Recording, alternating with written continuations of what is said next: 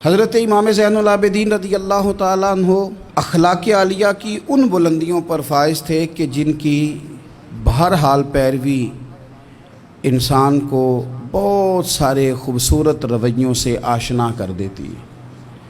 ایک تو یہ تھا کہ ان کا علم بڑا وسیع تھا، عمل بڑا وسیع تھا، اللہ تعالیٰ نے حسباً نسباً عظمتیں بڑی عطا فرمائی تھیں، لیکن کچھ وصف ان میں اتنے زیادہ تھے کہ وہ آج اپنے اندر پیدا کرنے کی ضرورت ہے۔ ایک تو وہ اتنی عبادت کرتے تھے کہ لقب ان کا زین العابدین ہو گیا۔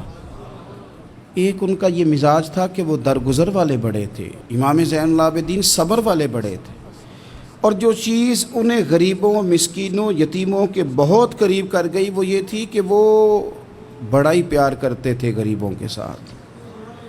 بھوکوں کو کھانا کھلانا، لوگوں کو کپڑا پہنانا، لوگوں کی خبرگیری کرنا ان کا بہت بڑا ذوق تھا۔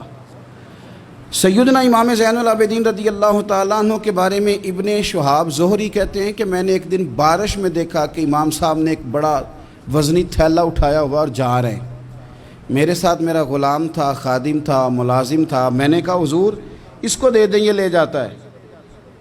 تو فرمانے لگے نہیں، میں خود ہی اٹھاؤں گا۔ میں نے کہا حضور مجھے دے دیں، پھر میں اٹھا لیتا ہوں، کہاں جانا ہے؟ فرمانے لگے میں نے سفر کرنا ہے، تو یہ زاد راہ ہے جو میں نے اٹھایا ہوا ہے، سفر کی ضرورت کا سامان ہے۔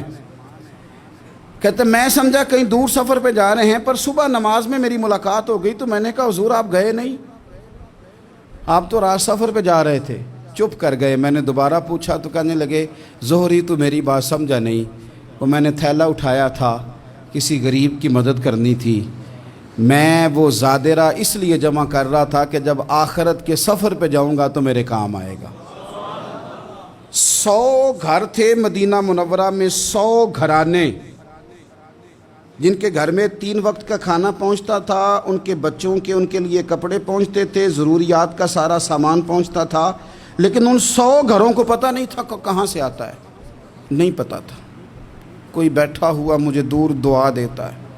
اگر وہ لانے والے سے یا دے کے جانے والے سے کبھی پوچھتے کہ کس نے بھیجا ہے تو وہ کہتے آگے سوال نہ کرنا، ایسا نہ ہو کہ دینے والا ناراض ہو جائے، بھیجنے والا آپ کی اس بات سے نالاں ہو جائے۔ یہ ہمیں حکم نہیں ہے، پہنچانے کا حکم ہے، بتانے کا نہیں۔ اور یہ کام ایک دن نہیں ہوا، یہ سالوں ہوتا رہا۔ پھر اچانک 2-1 دن ایسے گزرے کہ وہ لنگر آنا، وہ کھانا آنا بند ہوا۔ اب وہ 100 کے 100 گھر جب پریشان ہوئے تو ان کی ایک دوسروں سے بھی ملاقات ہوئی۔ انہوں نے کہا پتہ تو کرو، جو سالوں تک ہماری کفالت ہوتی رہی تو معاملہ کیا ہوا؟ جب لوگوں نے خبر گیری کی تو پتہ چلا جس دن سے امام زین العابدین کا وصال ہوا ہے، اس دن سے یہ کھانا اور یہ لنگر ہمارے گھر آنا بند ہوا ہے۔ پھر وہ بیوہ عورتیں روئیں، پھر وہ یتیم بچے تڑپے، اور پھر جب ان کے حالات اس قدر زیادہ آزردہ ہوئے، پھر پتہ چلا کہ یہ کہیں اور سے نہیں آتا تھا، یہ زہرا پاک کے لال کا طریقہ تھا، یہ مولا علی شیر خدا کے پوتے کا کمال تھا کہ وہ یہ چیزیں یہاں پہنچایا کرتے تھے۔